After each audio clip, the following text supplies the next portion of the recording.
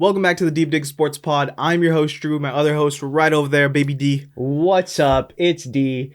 Good to see you again. Today we are digging into a whole bunch. So there is a new golf tour around, and it's not the combined PGA Live. It's another one. So we'll dig into that. Today we are also talking about the running back market.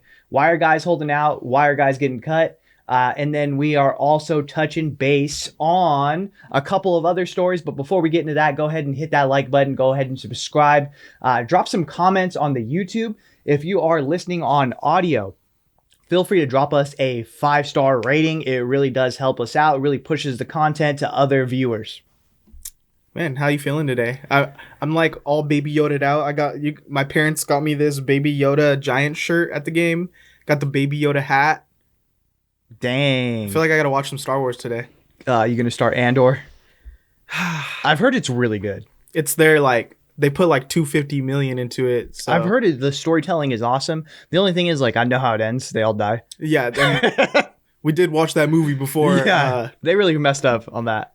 But any Hoosers, yeah. I'm feeling pretty good. I think with the finals ending, I think we are now into that time where it's like the only sport right now is baseball. And do I really want to watch baseball games? Yeah. Not like, do I want to watch them on TV? Of course, I'd like to go, but do I want to watch them on TV? I mean, yeah, the pace of play is way better now with the pitching clock, right? Nah, I'm just going to tune in. It's a majors week this week. It's the U.S. Open. So we're going to be, watching some golf. Well, let's get into it. So we'll talk about golf at the end of the pod. Right now, 3 running backs, some of the top running backs in the league, going through some situations with their teams. Dalvin Cook, I'm not sure if he's been cut yet. I've been told that he was informed that there would be cut. I don't know if that means he's actually cut. Basically, we're trying to get a trade going with announcing that he's cut. Mm-hmm. That's like a last-second desperation move. That's so desperate. Yeah. So Dalvin Cook's going to be cut, if not by now, very soon. Mm-hmm. Josh Jacobs holding out of his deal. They were trying to franchise tag him. Saquon Barkley holding out. They were trying to franchise tag him. So what do you think about all these running backs who are at the top of their game having trouble getting paid? I know Eckler also was someone who had to settle for a contract. I mean, it goes to show you, you play a position that is not a premium anymore. That's not the league. It's not, 1990 anymore where we're going to pound the rock and we're going to play good defense. No, what people want is to sling that rock. You really put a premium on the quarterback. You put them on DNs and you put it on wide receivers. Those are the positions that are going to get paid highly. Running back, we just seen 7th round picks, undrafted guys are going to lead you to where you need to be because they are as productive as the top end running backs. And do you really need to pay a premium? No. And so where I think guys like Dalvin Cook are still going to get a decent size amount of money, I think he gets kind of looped into that. Well, are you on the tail end of your career? I hate to say DeAndre Hopkins, but I think he is looped into that conversation of guys that might haven't seen that downward trend, but everyone's expecting a downward trend. And do we want to be the one who gives him that last contract where it's fuck you money, Well, it's a good and a bad thing that there's so many good running backs now, because so many young guys are getting opportunities. So many low draft picks are getting opportunities.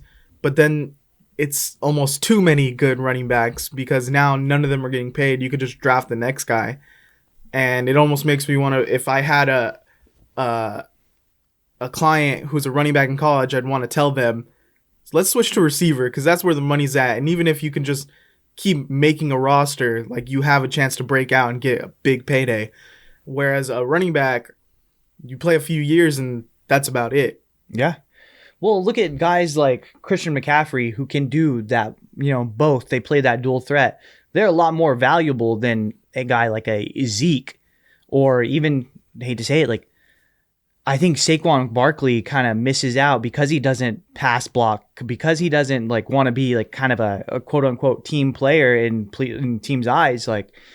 And I think the Giants have done everything. They drafted him very highly. He's been compensated pretty well. They wanted to pay him the franchise tag, which is $10 million guaranteed this year. So that goes to show you, like, they did want him on the team, but he just said, what did he come out and say? Like, oh, I just want what's fair. But they didn't want him as much as they wanted Daniel Jones on the team, who's been like a mediocre quarterback, yet they paid him. But he's a quarterback. When Saquon goes and takes the rock and then throws it, like, we'll go ahead and talk about that. But right now you're a running back, bro. And look at what running backs are getting. You just got the combined average of the top 3 running backs, and it's $10 million. So you're going to tell me that's not fair for your position and what it is? Yeah, it's the players themselves thinking the market should be higher. The team's trying to keep the market low because if you have a star running back, the asking price isn't adding up to what the market price is. Yeah. And it the proof is kind of in the pudding with Super Bowl teams. If you look at all the leading rushers, they're all, like traditionally not bell cow backs or star running backs. You got like from the Chiefs, like Jet McKinnon and Isaiah Pacheco. The Eagles had just like a mishmash of guys. Yeah. Like the Patriots, who can you name all the guys? Ramondre Stevens, Bolden, LeGarrette Blount. Like it's just like a lot of running backs by committees, and so there's not like a lot of Derrick Henrys and Saquon Barkley's just leading teams to Super Bowls. So yeah, I could see why they're frustrated, but I could also see it from a team building side. Yeah. And so I think if you are a team like the Raiders, where Josh McDaniels wasn't sold on Josh Jacobs at all throughout this entire year, so why not just cut your bait? Hey, you know what? We're going to go ahead and just release you from this contract. Go sign Dalvin Cook.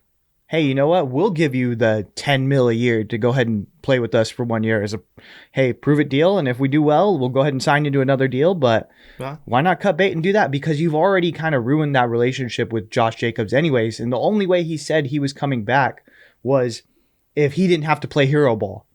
And guess what? You don't even have a quarterback. So he's going to be playing a lot of hero ball. You're going to ask him to do a lot of carries. And that's something he already said he doesn't want to do with this team. Well, Zeke Elliott's still without a job, so maybe pay him a little bit of money. He can go over there. Let us know in the comments.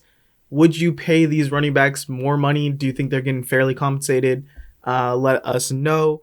We're going to move on to NBA. The Nuggets are the champs. Sadly, the Heat just ran out of steam. Didn't have enough guys. I really want to see Tyler Hero in that last game. I think the Heat over-focused on the chemistry and really just need scoring. Yeah. They just ran out of guys, all these role players were just missing shots. What did you think about this finals as a whole? This finals as a whole, yeah, you just wanted to see. I know it was kind of impossible to see the same Caleb Martin that you saw in the conference finals beforehand. You know what I mean? You wanted to see the role players that stepped up previously step up again. But it's just one of those things. That's why they are role players. But that's not what they're not the star. They're not these guys who have shown throughout seasons and seasons and off seasons that they are at the highest caliber. And so it's one of those things. But the Nuggets look pretty good. Nuggets look scary, man. I don't know if they look scary to me. I feel like they played a team that wasn't as big as them and a team that wasn't as talented as them. And they just executed. Yeah, but you're not going to tell me throughout this entire playoff run, the Nuggets just haven't made it look easy throughout each round. Well, yeah, they played really good in the Western Conference Finals. Made it look way easier than what it was. Yeah. We've seen this, Celtics team that was, pretty deep, as some say, I think at one point they had the best odds to win the finals. And they just couldn't do anything against this Miami Heat team, and the Nuggets came in there and made it look like a breeze. And I don't think that's by default. I think that's one of the skills of that Nuggets team. They are so deep, and it's a lot of guys that are kind of selfless. Like, oh, you go ahead and take it. You take it. I got it. Cool. And then when they do have their shot, they're like, all right, I have that killer instinct to go ahead and make that shot. I used to be the guy when I was on Orlando. I was that guy in Michael Porter Jr. that I should have been drafted number 1, but because of injuries, like, I'm here, and you know what? I'm going to make the most of it. And so they have a lot of those guys on this team that either were the guy before or aspire to be that guy one day. And I think that's a lot to really deal with. Yeah, the bench really came through for them, like the Bruce Brown, Christian Brown especially, Yeah. who's won at every level now. KCP had some moments at the end of the last game. So, yeah, I think there was just Miami had a great story, but their talent tapped out at the end. Like Nuggets were just overwhelmingly better than them. What does this say about Joker? What does it say about Jokic? Is he the face of the league? Is he the best player in the league now? I think it's really hard for the NBA standpoint. I think that they want the best player in the face of the league to be an American player. And I think we've seen, like, if it was going to be anyone past LeBron, it really should have been Giannis. Yeah. I think that they should have taken his story and really ran with it and been like, look at this guy. Look at his crazy athletic attributes. Look at what he does for the game. Look at what he does as far as changing things and making it something that we haven't really seen in a long time, where everyone was trying to pivot to the Steph Curry shooting. He's like doing it completely different. And so I think it is really hard for the face of the league to be non-American. But if it's going to be anyone now, it is going to be Jokic. He was back-to-back MVP. The only reason he didn't win it this year was because people were like, well, he hasn't done it in the playoffs. So how can we give a back-to-back-to-back MVP to a guy that doesn't show up? And so I think that was the conversation this whole time. But I think we've seen he really should have gotten it this year. Yeah, I think if it was going to be anyone next, it was going to be Giannis. And there just wasn't that push by the NBA. There wasn't like, hey, let's stop putting LeBron and Steph in so many ads and let's really get this guy going. And if it wasn't him, then it was going to be Luka. But now that's kind of fallen apart as like Kyrie's been there, and it's been frustrating for Luka just to have success in the playoffs.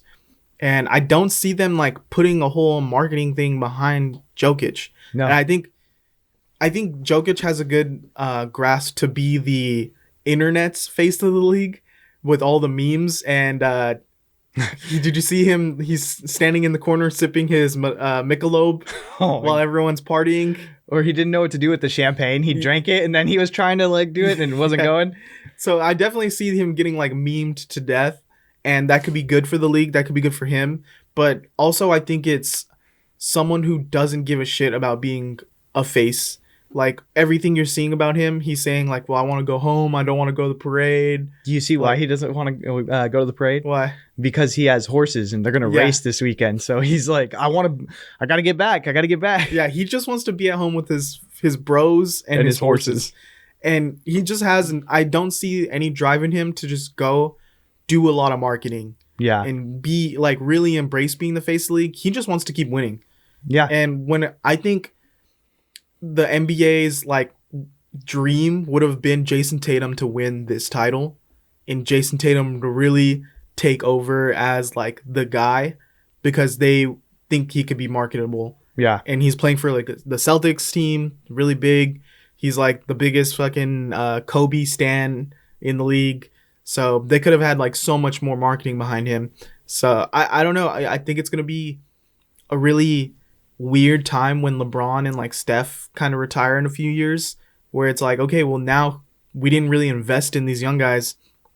Who's going to be the guy? Is or John the Morant? Ones that they did invest in fucked it up. Yeah, And John Morant, Zion, even like for a little bit, Brandon Ingram was slowly creeping up there, and then it's like, okay, well, he went to New Orleans. Yeah, like realistically, in 4 years, who do you say is the face of the league? Who's the best player? Who's the face?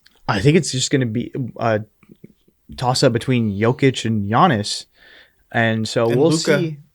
Yeah, Luka, but are the Mavs going to build around him? Like, what can they really, really do? From like a cap standpoint Yeah. and everything. Yeah, it's going to be tough.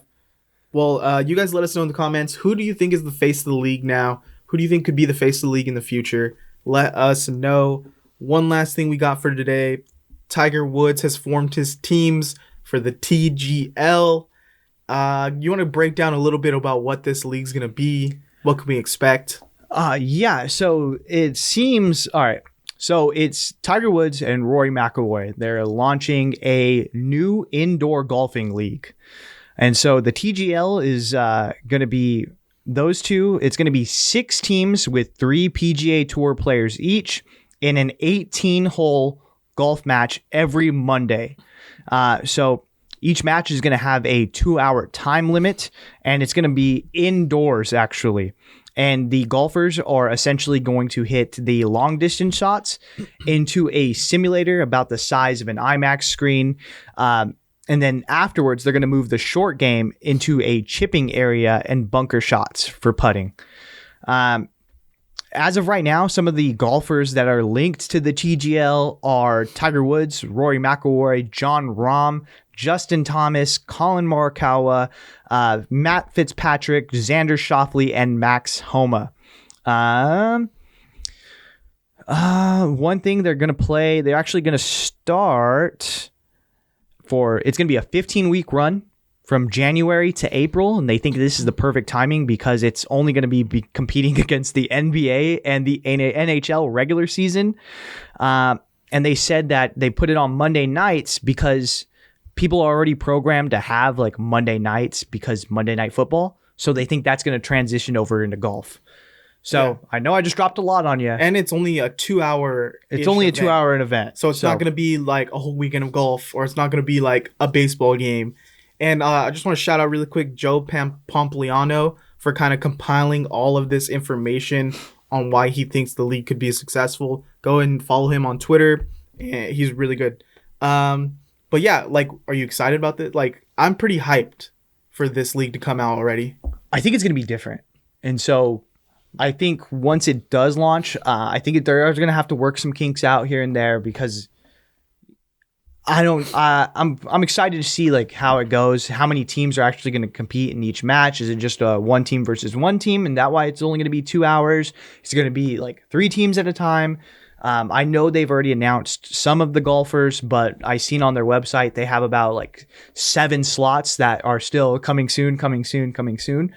Who else is actually going to get involved in this league? And is this just the league where it's the PGA Tour players that were scorned, like, again, a Xander Schauffele, a Rory McIlroy, who were just so against LIV that they're like, yo, fuck it, we need to make our own something because these guys that were on the LIV Tour made a lot of money that we didn't see at all. Well, to be fair for that, I think this was a concept before the LIV thing all happened, or maybe it was around like the same time. This isn't just getting announced. It's just coming back up because they're forming the teams now. Mm-hmm. But I think this could be something where, yeah, that's good that they only have 3 PGA players per team.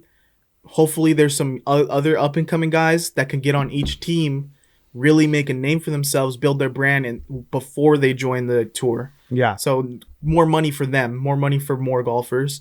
I think this is going to be like, I don't know if you've seen when Rob Dyrdek started like his skate league, and he really made it an event for people in his profession to compete, have something where they can make money, and have something that's easily consumable for new people to watch. Mm-hmm. You put a scoring system on it that is easily understandable for like a normal person to just jump in and understand. Because how hard is it for you to get new viewers to watch a whole weekend of golf, understand what's going on, gain favorite players? It's kind of like, oh, hey, yeah, I know that guy's winning, so I'm going to watch him once in a while. And then you slowly get into it. Mm-hmm. This way you can just sit down, watch a team, and it's only 2 hours. It's not going to drag on. I think this is like, and then the gambling aspect of it, it's going to be such a fun gamble and such an easy way to understand and break down what you're gambling on. Yeah. And I think that's the one corner that they should really market is like gamifying the gambling aspect of this. I think that if they're going to do anything, like, I think it is an easy transition to really growing the game. I think it's easy to see that and then be like, oh, you know what? I'm going to go hit the driving range real quick. Or like, I'm going to go to Top Golf or something like that because it looks like they're having a blast. It looks like it's fun. So I hope they bring that into it. Like, show some personality, have fun with each other. And I think the group of guys that they have signed up for right now are all guys that are very likable. And they will kind of take a little bit of a load off, especially because they all are You know, not, like they're all friends with Tiger Woods. You know what I mean? Yeah, I definitely want to see this more of a laid back environment. Like, let's get more of a family environment. Let's get kids in here excited about golf to really like keep building the fan base. The way I picture this like in-person event, it's like, yeah, like a WWE, like not the craziness of it, but you bring your whole family. They're like hyped for their favorite participant, and like you just keep going, and you keep getting going every week, every year, and you just like slowly build loyalty between fan and golfer. And then I drank a beer. What? And then I drank another beer. What? I don't want this to turn into, what's the one that they go crazy on the tour? Oh, waste management. Yeah, I don't want this to be a waste management level, but you For know, 15 weeks. let's bring some excitement to the league. But yeah, I'm excited to see. Like, I'm excited to just enjoy golf as a sport in that way. Yeah, I think it's, again, just going to bring a fun, different element to it, and I'm excited to see where it goes. Well, let us know in the comments. Are you going to watch the TGL? Are you just a person that enjoys the old school style of golf? Are you just going to be honed in on hockey? Because, you know, Chicago hockey is back. Connor Bedard, he measured in at 5'9". So let's go. Go Giants. All right. Thanks, guys. We'll see you next time. Later.